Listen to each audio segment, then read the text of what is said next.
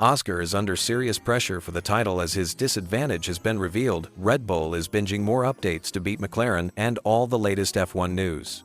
The 2025 Formula One Championship has taken a dramatic turn that nobody saw coming. Max Verstappen, who seemed completely out of the title fight just months ago, has suddenly transformed into an unstoppable force.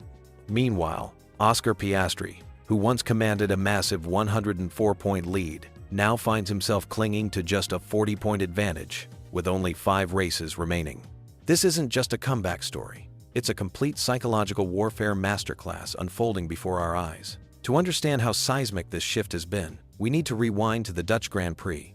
Piastri stood atop the podium, celebrating what appeared to be a commanding championship lead. The Australian looked untouchable. His McLaren was flying, and Verstappen seemed resigned to his fate. Fast forward to today, and everything has flipped upside down. Verstappen has been absolutely ruthless in his pursuit. Since that Dutch Grand Prix, he's collected an astonishing 101 points out of a possible 108. Think about that for a moment. That's near perfection when the championship was supposedly already decided. He claimed victories at Monza and Baku, secured second place in Singapore, and then delivered a masterclass in Austin by winning both the sprint and the main race from pole position. But here's where the story gets really interesting and concerning for McLaren fans. While Verstappen has been on this incredible charge, Piastri has completely lost his way. The same driver who looked so composed and confident earlier in the season has managed just 37 points in that same period. He finished third at Monza, crashed out dramatically on the opening lap in Baku, struggled to fourth in Singapore, and could only manage fifth in Austin after another sprint race incident. The numbers tell a brutal story. Piastri has watched his championship lead evaporate from 104 points to just 40 inches 4 weekends. That's not just losing ground. That's a complete collapse of momentum at the worst possible time. Former Formula One driver Timo Glock hasn't minced his words about what he's witnessing. According to the German, Piastri is showing clear signs of insecurity under the mounting pressure. Remember, this is only Piastri's third season in Formula One, and he's never been in a championship fight of this magnitude before. The weight of expectation, the media scrutiny, and the knowledge that history could be made or lost is clearly affecting his performance. Glock's assessment goes beyond just Piastri, though. He believes the entire McLaren team is feeling the heat.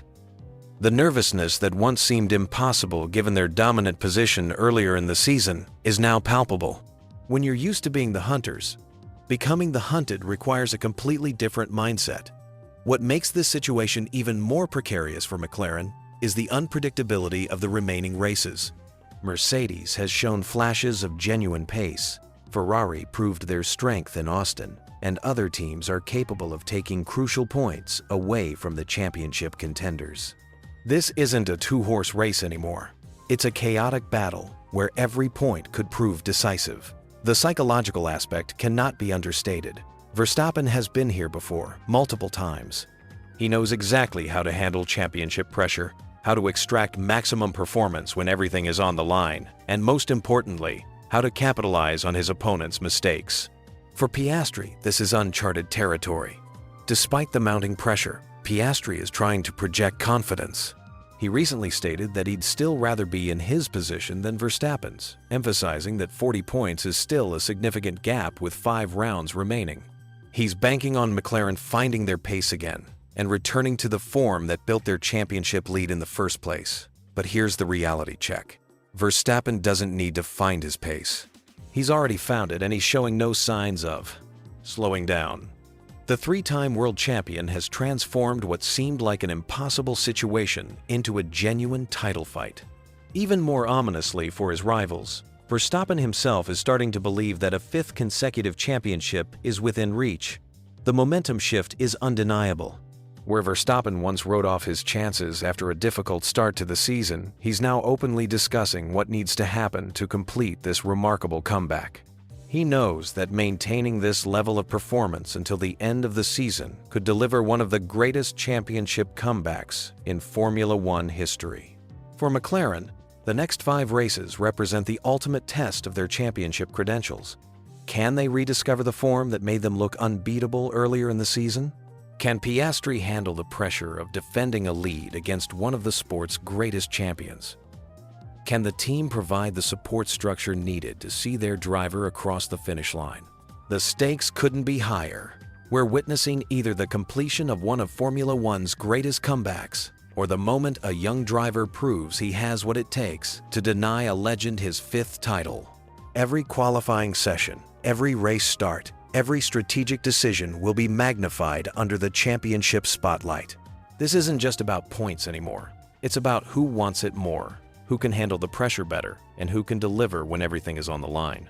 Buckle up, because the final 5 races of this championship are going to be absolutely unmissable. When you think the championship fight is over, Formula One has a way of reminding you why it's the greatest motorsport on the planet. Max Verstappen just delivered a masterclass at the United States Grand Prix that has completely flipped the script on what looked like a McLaren runaway train to the title. But here's the twist that nobody saw coming. While everyone's focusing on Verstappen's dominant victory and the points he clawed back, McLaren team principal Andrea Stella is walking away from Austin feeling more confident than ever. Yes, you heard that right. After what many are calling a disastrous weekend for the Papaya team, their boss is actually reassured about their championship chances. How is that even possible? Well, buckle up, because the story behind McLaren's silver lining reveals everything you need to know about championship psychology and why this title fight is far from over. Let's start with the brutal reality. Verstappen didn't just win in Austin, he dominated. This was his 3rd victory in 5 races, and when you add his 2 second-place finishes in that span, he's collected an absolutely staggering 119 points out of a maximum possible 133. That's leaving just 14 points on the table during his resurgence. The man is operating at a different level right now. For McLaren's drivers, the weekend was painful to watch. Both Oscar Piastri and Lando Norris saw their championship leads over Verstappen shrink dramatically. Piastri's advantage dropped to just 40 points, while Norris is now only 26 points ahead with 5 race weekends remaining. In Formula One terms, those are margins that can disappear faster than a Red Bull pit stop. The sprint race on Saturday was particularly costly for McLaren. A racing incident eliminated both their cars, handing Verstappen an easy victory and crucial points. Then came Sunday's main event, where Verstappen converted pole position into another commanding win, covering off Norris at turn 1 and controlling the race from there. But here's where the story takes an unexpected turn. While most observers saw disaster, Andrea Stella saw something completely different. The McLaren boss left Texas feeling what he called relatively reassured about their championship prospects. His reasoning? The raw pace was there. Stella's analysis cuts through the noise of race results to focus on pure performance data. He believes that without Charles Leclerc's interference, Norris had the pace to fight for victory. The Ferrari driver's aggressive start on soft tires allowed him to jump ahead of Norris and engage in a race-long battle that only got resolved in McLaren's favor in the closing stages. This fight prevented Norris from attacking Verstappen in clear air, where the real battle would have unfolded. The team principal's confidence stems from what he observed when Norris finally broke free from Leclerc. In those moments of clear track, the McLaren showed similar pace to Verstappen's Red Bull. It's this underlying speed that has Stella convinced they still have the tools to fight for both championships. But McLaren's weekend wasn't just about race day struggles. Their absence from Saturday's sprint race left them playing catch-up with their car setup. While Red Bull and Ferrari gathered valuable data and improved their performance between sessions, McLaren was working blind. This disadvantage rippled through to Sunday, where Stella admits they left performance on the table. The Circuit of the Americas presents unique challenges with its bumpy surface and strict plank wear regulations. Teams risk disqualification if they run too low and exceed the allowed wear limits. Stella revealed that McLaren took a conservative approach with their ride height, sacrificing potential pace for safety. It's a calculated risk that might have cost them crucial tenths of a second. This conservative setup philosophy highlights a broader challenge for McLaren. Without real-world data from the sprint race, they couldn't push their car to its absolute limits. Stella emphasized how simulation can only take you so far, especially at demanding circuits like Austin, where finding that last millimeter of performance requires track data that they simply didn't have. The pressure is undoubtedly mounting on McLaren with 5 race weekends remaining. But Stella's experience in high-pressure championship battles is showing. Having worked with legends like Michael Schumacher, Kimi Räikkönen, and Fernando Alonso in performance and race engineering roles, he understands the psychological game that accompanies title fights. His approach to managing this pressure reveals championship-winning mentality. Rather than panicking about Verstappen's resurgence, Stella is keeping his team focused on what they can control. He's reminding them that tight championship battles are what Formula One is truly about. Those easy 1-2 finishes earlier in the season were the anomaly, not the current intense competition. The McLaren boss is preaching a philosophy of maximum intensity with minimum stress. He wants his team to maintain the joy in what they do while performing at their absolute best. It's about recognizing the privilege of being in championship contention rather than being overwhelmed by the pressure. This mindset shift could be crucial for McLaren's title hopes. Championship battles are won as much in the mind as on the track. Teams that succumb to pressure make mistakes, while those that embrace the challenge often find that extra performance when it matters most. Looking ahead, McLaren has ruled out any major upgrades for the remainder of the season. Unlike Red Bull, who have been introducing incremental improvements to their car, McLaren will have to extract maximum performance from their current package. This puts even greater emphasis on setup optimization and strategic execution. The championship mathematics remain in McLaren's favor, but barely. With sprint races and traditional Grands Prix still to come, hundreds of points remain available. Verstappen's recent form proves that momentum in Formula One can shift dramatically and quickly. What makes this championship fight so compelling is how it's evolved. Early in the season, McLaren looked untouchable with their superior car performance. Now it's become a battle of margins, where setup choices, strategic decisions, and driver execution will determine the outcome. As we head toward the final stretch of the season, Andrea Stella's confidence might seem misplaced to casual observers. But championship-winning teams find ways to stay positive under pressure while learning from setbacks. McLaren's silver lining from Austin wasn't about the points they scored, but about the pace they showed when given clear track. The 2025 Formula One season is delivering exactly what fans crave: uncertainty, drama, and a championship fight that will go down to the wire. Picture this. You're Lewis Hamilton, 7-time world champion, racing wheel to wheel in your Ferrari at the US Grand Prix. You're holding on to 4th place when suddenly, with just 1 lap to go, your car starts acting like it has a mind of its own. Today, we're diving deep into one of the most mysterious moments from Austin that left even Hamilton completely baffled. What happened on that final lap at Circuit of the Americas wasn't just another racing incident. It was a moment that showcased both the unpredictable nature of Formula One and Hamilton's incredible skill under pressure. But here's the thing that makes this story fascinating. Even after the race was over, nobody could figure out exactly what went wrong. Let me paint you the picture of how this all unfolded.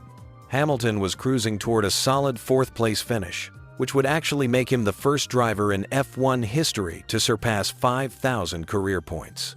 That's a milestone that speaks to his incredible longevity and consistency in this sport. But as he approached turn 5 on the final lap, something suddenly felt very wrong with his Ferrari. The radio crackled to life as Hamilton's voice came through, clearly concerned about what he was experiencing. He described the sensation as feeling like he had hit something invisible on the track. In an instant, his car developed what he called massive understeer, making it nearly impossible to control the vehicle properly through the corners. Now, understeer might sound like technical jargon, but let me break this down for you. When a car has understeer, it means the front wheels lose grip and the car wants to go straight instead of turning into corners. Imagine trying to steer a shopping cart with wobbly wheels. That's essentially what Hamilton was dealing with at nearly 200 miles per hour. The situation became even more dramatic as Hamilton approached turn 11. He hit the brakes, expecting his Ferrari to slow down normally, but the car wouldn't stop as expected. You can imagine the adrenaline pumping through his system as he wondered what on earth was happening to his machine. Was it a puncture? Had something broken on the front wing? These thoughts were racing through his mind as he fought to maintain control. What makes this story even more compelling is how close Oscar Piastri came to overtaking Hamilton in those final moments. Picture the scene: Hamilton struggling with a car that's not responding properly, while behind him, Piastri in his McLaren is closing the gap rapidly, sensing an opportunity to steal fourth place right at the death. This is where Hamilton's experience and racecraft really shone through. Despite having no idea what was wrong with his car, despite the understeer making every corner a challenge, he somehow managed to hold on to his position. It's moments like these that remind us why he's considered one of the greatest drivers in Formula One history. The mystery deepened after the race when Hamilton spoke to reporters. Even with time to reflect and potentially get feedback from his engineers, he remained genuinely puzzled about what had caused the sudden change in his car's behavior. He mentioned thinking the front wing might have been damaged or that he had suffered a tire puncture, but none of these theories seemed to fully explain what happened. What's particularly interesting is how this incident occurred during what was otherwise a positive day for Hamilton and Ferrari. The team had shown improved pace during the race, and Hamilton felt more comfortable in the car than he had for much of the weekend. His teammate Charles Leclerc finished third, just one position ahead, demonstrating that the Ferrari package was genuinely competitive in Austin. Hamilton's reflection on the weekend revealed some fascinating insights into the complexities of Formula One setup work. He mentioned that after the first practice session where he felt good in the car, the team somehow went in the wrong direction with their setup changes. This is a reminder of how fine the margins are in this sport.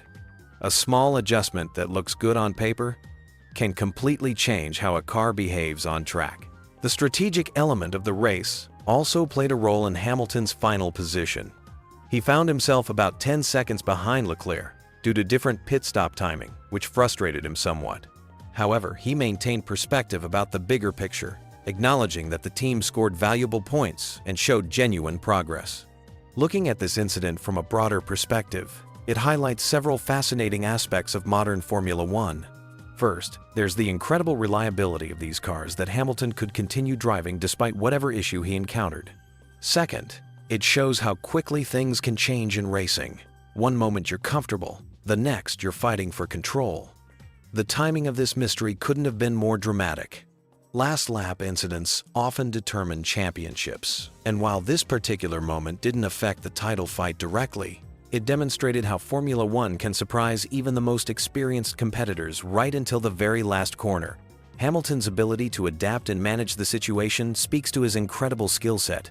Many drivers might have panicked or made mistakes under similar circumstances, but he kept his composure and brought the car home safely. This kind of racecraft is exactly why he's achieved so much success throughout his career. As we look ahead to the remaining races this season, this mysterious moment in Austin serves as a perfect reminder that in Formula One, you simply never know what's going to happen next. What if I told you that the most optimistic person at Red Bull just threw cold water on Max Verstappen's championship dreams? You heard that right. While everyone's talking about Verstappen's incredible comeback, the man who usually talks up Red Bull more than anyone else is pumping the brakes hard. Here's what's happening right now in Formula One that has everyone's head spinning. After looking completely done for earlier this season, Max Verstappen just pulled off one of the most dominant weekends we've seen in years at the United States Grand Prix. The guy went from pole to flag in both the sprint race and the main event, scoring maximum points while his rivals stumbled around behind him. But here's where it gets interesting. When Verstappen himself started talking about being in striking distance of the championship, you'd expect helmet Marko to be doing backflips. This is the same guy who's usually so confident about Red Bull's chances that he makes other team bosses look pessimistic. Instead, Marko just delivered the most surprising reality check of the season. Let me paint you the picture of how wild this championship battle has become. Just 4 races ago at the Dutch Grand Prix, Verstappen was trailing the leader by a massive 104 points. That's the kind of gap that usually ends championship dreams before autumn even arrives. The McLaren drivers Oscar Piastri and Lando Norris were sitting pretty at the top of the standings, and Verstappen himself basically wrote off his chances of winning a 5th straight title. Fast forward to today, and everything has flipped upside down. In just 4 race weekends, Verstappen has clawed back 66 points from Piastri's lead and closed to within 26 points of Norris. What looked like a guaranteed McLaren 1-2 in the championship is now under serious threat from the defending champion. The Austin weekend was pure vintage Verstappen. He controlled both races from start to finish, crossing the line 8 seconds ahead of Norris in the Grand Prix, while Lando was busy fighting with Charles Leclerc for the remaining podium spots. It was the kind of performance that reminded everyone why this guy has won 4 championships in a row. Even Verstappen's team principal Laurent Mekies got caught up in the excitement, telling fans they're watching history in the making. The 28-year-old driver himself admitted he's starting to believe there might be a chance to pull off this incredible comeback. With momentum clearly on Red Bull's side, you'd think everyone in the camp would be talking about the championship like it's destiny. But then, Helmut Marko opened his mouth and delivered the quote that's got everyone talking. When asked about Verstappen being in striking distance, Marko didn't hesitate to throw some serious shade on that optimism. He called the striking distance claim a bit exaggerated, pointing out there's still a 40-point deficit with only 5 races left on the calendar. Think about that for a second. This is Helmut Marko we're talking about. The man who's usually so bullish about Red Bull's chances that he makes other team advisors look like they're planning for failure. If anyone was going to talk up Verstappen's championship chances, it would be him. Instead, he's the voice of caution in a camp that's getting increasingly excited. Marko broke down the math in a way that should make every Red Bull fan nervous. 5 races remaining, 2 of them featuring sprint races for extra points, and a 40-point gap to close. Even with Verstappen's current form, Marko knows the numbers don't lie. One bad weekend could end this comeback story before it really gets started. Here's what makes Marko's caution even more interesting. He actually praised the Austin performance, saying Red Bull controlled the distance from both Leclerc and Norris throughout the race. He even admitted that Leclerc made things easier for them, but insisted they had the pace to hold off Norris regardless. So it's not like he's doubting the car's performance or Verstappen's ability. What Marko is really doing is managing expectations in a way that shows just how experienced he is in this sport. He's seen championship fights slip away in the final races before. He knows that momentum can shift faster than anyone expects, and that getting ahead of yourself is the quickest way to snatch defeat from the jaws of victory.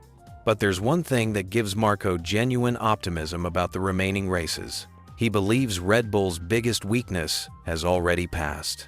Singapore was always going to be their bogey track, the one circuit where the RB21 car might struggle.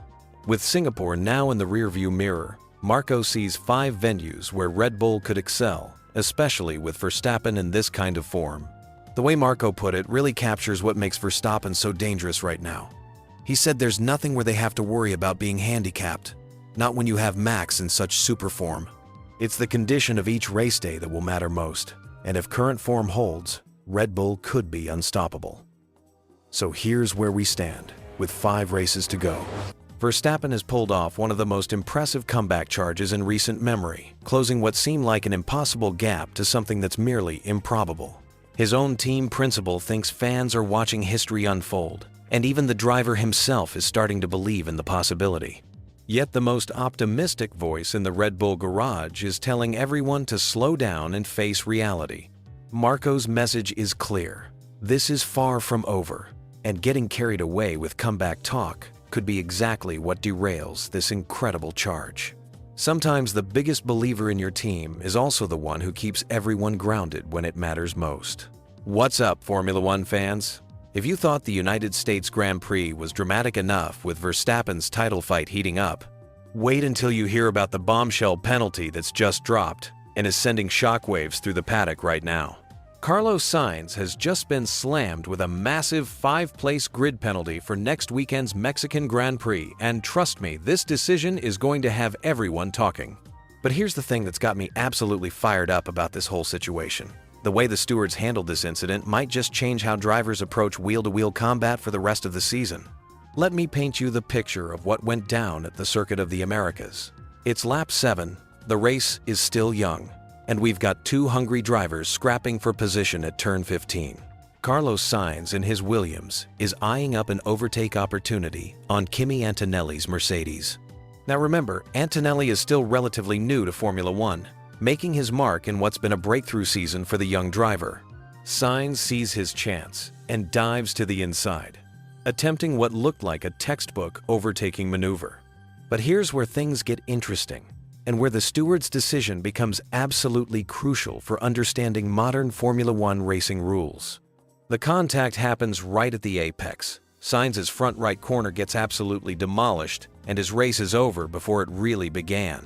Now here's what makes this penalty so fascinating from a technical standpoint. When the incident occurred, officials immediately flagged it for investigation, which tells us they weren't entirely sure who was at fault in real time. This isn't your typical clear-cut racing incident where blame is obvious. The stewards had to dig deep into their driving standards guidelines to make this call. According to the official steward's report, Sainz argued that he expected Antonelli to leave him space at the apex. His reasoning was that Antonelli should have anticipated the overtake attempt and adjusted his line accordingly. On the surface, this sounds reasonable, right? You see a driver coming up your inside. You give them room to avoid contact. But here's where the stewards drop the hammer with their interpretation of the rules. And this is absolutely critical for every Formula One fan to understand. They determined that at no point before the apex was Sainz's front axle alongside or ahead of Antonelli's mirror. This is the key technical detail that sealed Sainz's fate. The driving standards guidelines are crystal clear on this point. If you haven't earned the right to space by getting your car to a specific position relative to your opponent, then you're essentially making an optimistic move that puts the responsibility for avoiding contact squarely on your shoulders. What's particularly interesting about this penalty is how it was applied. Normally, if you cause a collision during a race, you get hit with a time penalty that affects your finishing position.